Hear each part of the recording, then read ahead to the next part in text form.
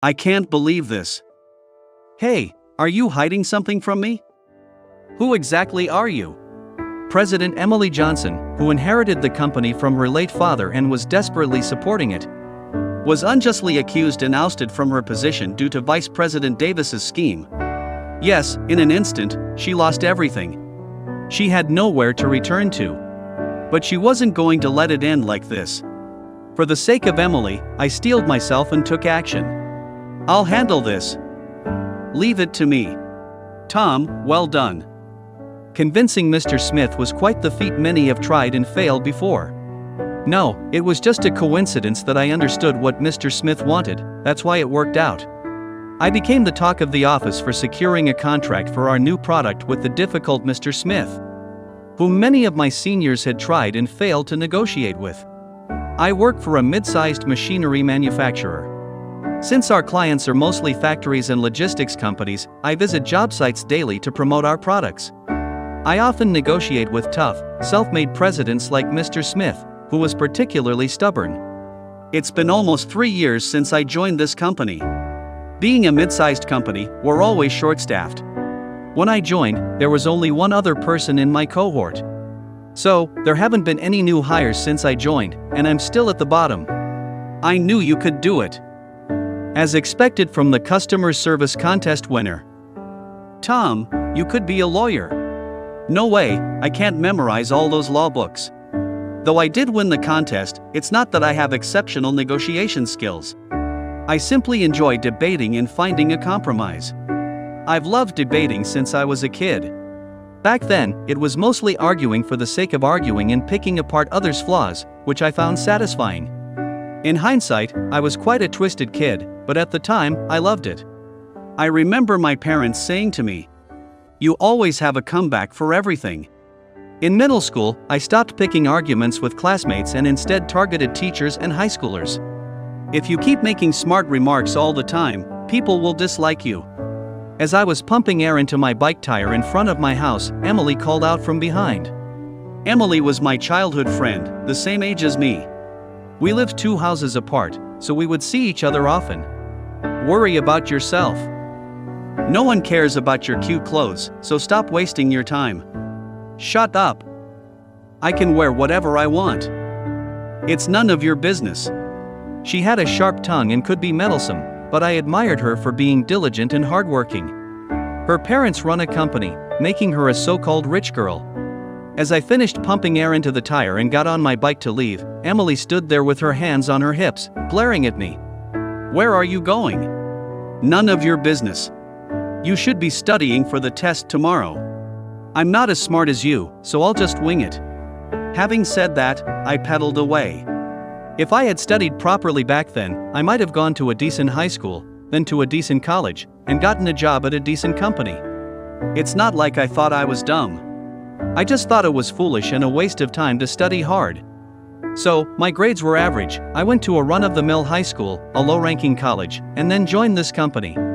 Now, I live alone in an apartment, walking around every day to secure new contracts, living the life of an ordinary office worker.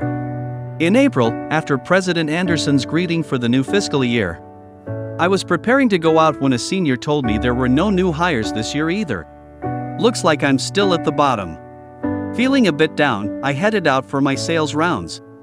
After visiting a few companies, it was nearing lunchtime. And I was thinking about finding somewhere to eat when I noticed a woman in a suit bowing as she exited a building ahead. Is that Emily? It was indeed Emily. She bowed several times to what appeared to be a business partner, then quickly got into a car and drove off without even bothering to fix her hair. She's working hard too. As I watched her car drove past, I was reliving the memory of the old Emily. The next day, I returned to my parents' house for some errands. While relaxing in the living room, my mother told me that Emily's father had passed away, and Emily had taken over as president of the company. Emily was still in her early 20s. Taking over the family business and becoming president at such a young age must be an unimaginable pressure. Moreover, she lost her mother a long time ago and lived alone with her father. I wonder if she's okay. I wandered outside and walked over to Emily's house. It was quiet and still. As I looked up at her second-floor room, the curtain happened to open, and our eyes met. I quickly looked away, pretending not to notice, but then the front door opened and Emily appeared. Well, it's been a while. Peeking into rooms is a crime, you know. Her words were sharp as ever, but she looked quite tired. Hey, it's been a while. I heard your dad passed away. Her face clouded over when I abruptly mentioned her father. Yeah, he collapsed suddenly last year and never recovered. She leaned against the gate, looking down and swinging one foot. I heard you took over the company. That must be tough. It is. But I have to do it. The employees have families to support, so I have to keep things going. That's just like her, taking everything on herself. She was always like that. Even if I told her to delegate, she wouldn't listen and would insist on handling everything herself. I'm just here to pick up some documents for the company, then I have to get back. I'm really busy, you know. I could tell she was putting on a brave face. Even after returning home, I couldn't stop thinking about her lonely figure and wondered if there was anything I could do to help. A few weeks later, I stood at the entrance of a building. This was my new workplace starting today. I had quit my old job and joined this company. Yes, Emily's company. Man, I'm just as meddlesome as she is. Muttering to myself, I walked in. Emily's company isn't huge, but it's not so small that everyone knows who's coming and going. Emily, being busy, hadn't noticed that I had joined her company. She was swamped with taking over her father's duties and visiting clients, leaving the internal affairs to Vice President James Davis. Seeing Emily work so hard, I decided to support her from behind the scenes and requested a position in the General Affairs Department to handle a wide range of tasks. Fortunately, I was assigned to the desired department. A few weeks into my new job, I got into the elevator from the first floor, and Emily entered from the second floor. Her eyes widened in surprise when she saw me. Wait a minute. What are you doing here? I work here. I'm in General Affairs now. I explained to Emily that I was here to support her. She pulled my arm and said, "Get off at the next floor," then forced me out. When she asked what was going on, I explained that I had come to support her. She looked troubled. I thought she would be happy, but instead, she started yelling at me. Live your own life. Why are you dedicating it to me? I guess I'm just a meddlesome person. Just like you. I said with a smile, but she grew even angrier. You're free, unlike me. You should live as you please. What are you doing? I came here because I wanted to. Think of me as a free spirit. I can work wherever I want, right? What are you talking about? Stop saying confusing things. Emily didn't seem convinced and remained silent with a stern expression. In the awkward silence that followed, we didn't exchange any more words. After that, I often saw Emily around the office. But as days passed, it became clear that she was getting more and more exhausted. She was carrying the weight of her employees' lives on her shoulders. For her, it was a heavy burden. But at this rate, she would eventually break down. Emily needs a break. That stubborn girl is probably trying to handle everything on her own. I need to do something. I was racking my brain on how to get her to rest. Around that time, rumors started circulating that Emily was verbally abusing employees and intimidating them for unreasonable reasons. Emily would never do such a thing. Knowing her since childhood, I found it impossible to believe. However, the rumors spread rapidly and even reached the shareholders. They say Emily is running around trying to put out these rumor fires every day. The shareholders think she's too young to be president and words are starting to spread around. I overheard this conversation while entering data on my PC. They're saying she doesn't even understand her situation and is just running around clueless, which makes her a laughingstock to the shareholders. Emily puts her all into everything she does. But sometimes her dedication seemed pitiable. It's good to be diligent. But her weakness is her insensitivity on the current situation. You need to get your facts straight, Emily. I wanted to advise her, but she was always so busy that I couldn't catch her. Then, Emily wanted to personally apologize to those affected by her supposed misdeeds, but she was stopped. It was James who prevented her. Apparently, James said, "The complainants are too scared of you to meet," and didn't let her see them. If the conversation between Emily and James were leaked to the staff, it means that this company has a serious confidentiality issue. Amidst this chaos, I began to see the weak points of this company. As the days went by, Emily's reputation plummeted. Customers and partners started asking, "Is it true that your president has a lot of problems? Is it safe to continue doing business with you?" The whole company was on edge. The employees started looking at her with suspicion, and the shareholders even said, "She's too young to be president. She should step down and let James take over." By the time I realized it, Emily had been completely surrounded and was planning to hand the company over to James. Emily lost everything in an instant. A few days later, the shareholders' meeting decided on the change in presidency, and the news was communicated to clients and business partners. Emily and the new president, James, made rounds to inform everyone about the transition, and James officially took over the company. After the handover, Emily reluctantly left the company and returned to her empty family home. What was the point of me coming here? I let her father's company fall into someone else's hands. Feeling frustrated and ashamed, I watched from afar as James celebrated at his inauguration party, biting my lip in frustration. That night, I headed to my parents' house to see Emily. Standing in front of the Johnson nameplate, I saw a dim light on the second floor.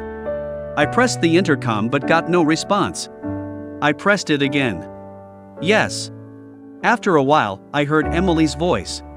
When I said my name, the door quietly opened just enough for Emily to show her face. "Aren't you supposed to be at the party? I left early. Can I come in?" Emily nodded and led me to the living room. She motioned for me to sit at the table, so I took a seat diagonally from her. "I'm sorry, Tom. You went through all the trouble to get into my company, and now I'm gone. I'm the one who should apologize. I came to support you, but I couldn't do anything. I'm really sorry." As I bowed my head, Emily started patting my shoulder. "That's not true. I knew you were secretly helping me with scheduling meetings and looking into the rumors about me. It meant a lot to me." So she knew. I thought I was working discreetly. But now I'm not there anymore. You can't support me. It's my fault. I lost my father's company. I can't stop crying. I shouldn't cry. But I can't stop. She sobbed. In her family home filled with happy memories, Emily clung to my clothes and sobbed uncontrollably. "I've known you since we were kids. I know you'd never do something so unreasonable. Why are you being so kind to me today? If you're kind to me now, I can't stop crying. I promised myself I wouldn't cry. But I can't stop." She continued to weep. I held Emily tightly as she cried. I don't know how much time passed, but as she slowly calmed down, she started to speak. I was jealous of you. You have your parents, and you're free. I honestly couldn't be happy that you came to help. I'm sorry. I understand how you feel. We've known each other for how long? Since kindergarten. That's right. I even know about the mole on your butt. What? Oh, come on, you jerk. She playfully hit me, a smile returning to her face. You'll be okay now. We ended up talking about old times for about an hour before I got ready to leave. As I reached for the door handle, she called out from behind. Tom, thank you for today. I feel a bit better now.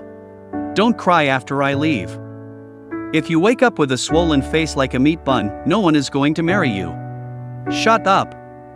If that happens, you'll have to marry me. I don't like meat buns. You always have a comeback, don't you? You never change. We both laughed as I left.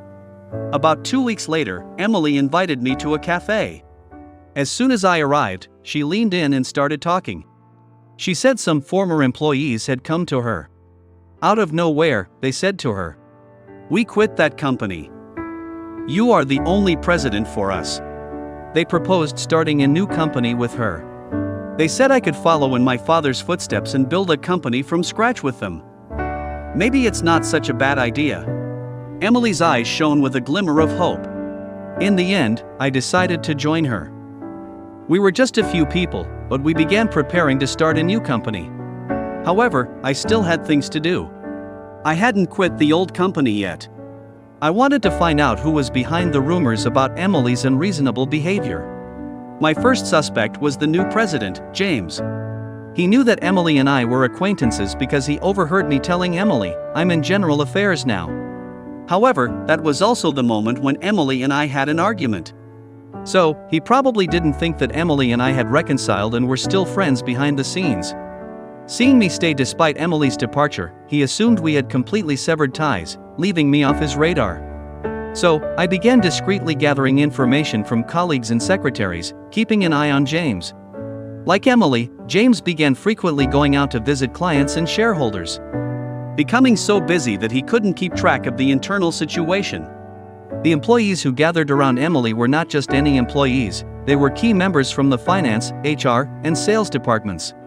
With people who managed the company's finances and secured new contracts suddenly gone, James was in a panic. Soon, as more and more valuable employees resigned, shareholders began expressing their concerns. Is it okay for them to leave? These are the people who have been here since the company's inception.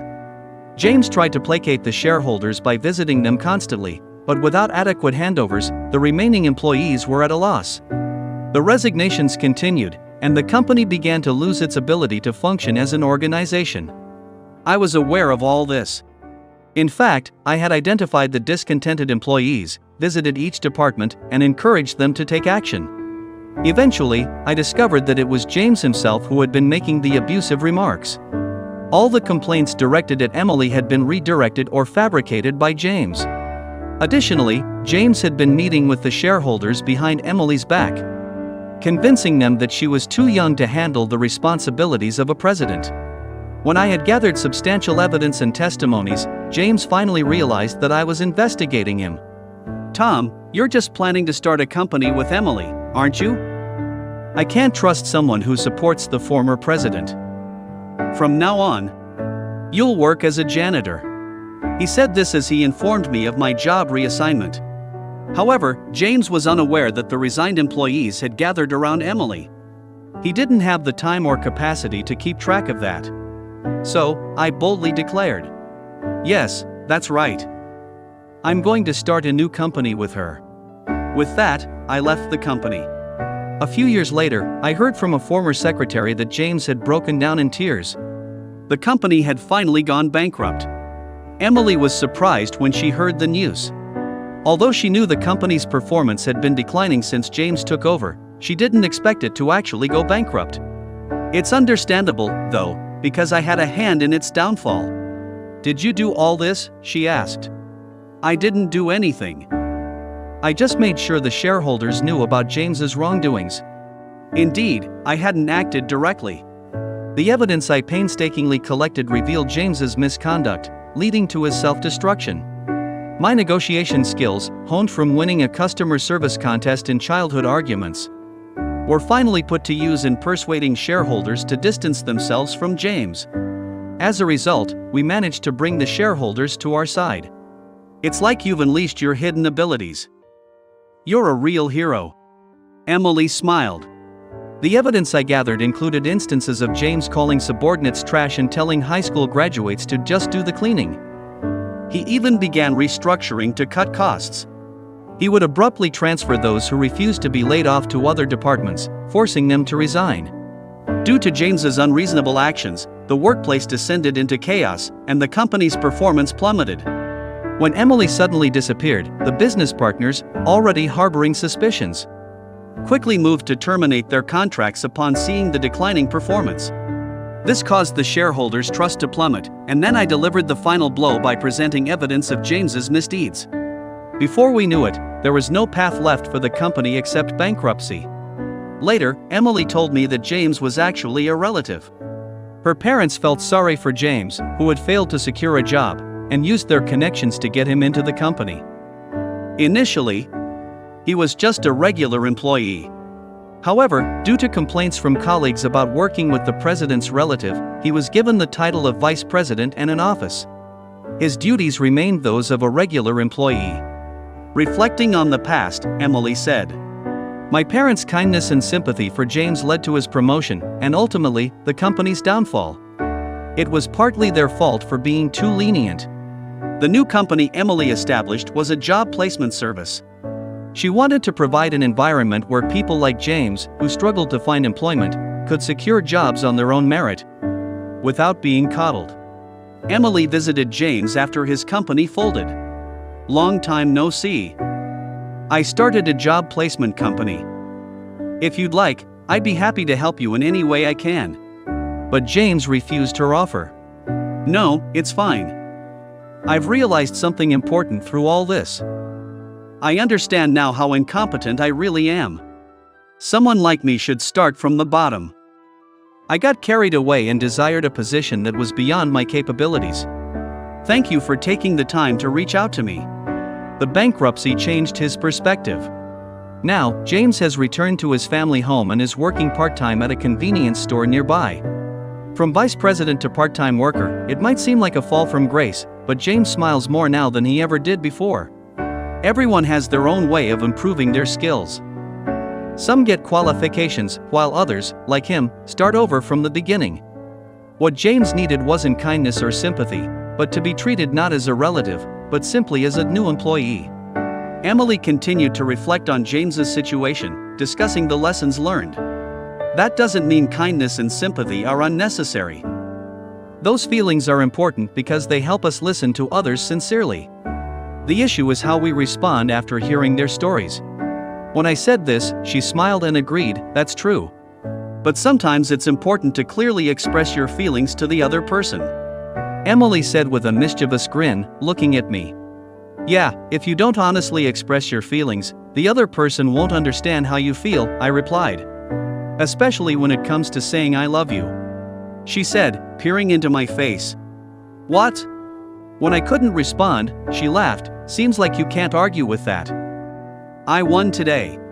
She smiled happily and intertwined her fingers with mine. On our intertwined fingers, shining rings gleamed beautifully. A few years later, Emily's company stabilized, and we were finally able to have our wedding. Amid the congratulations from everyone, James didn't attend, but we received a postcard from him with a simple congratulations. We vowed to continue supporting each other in both our work and personal lives.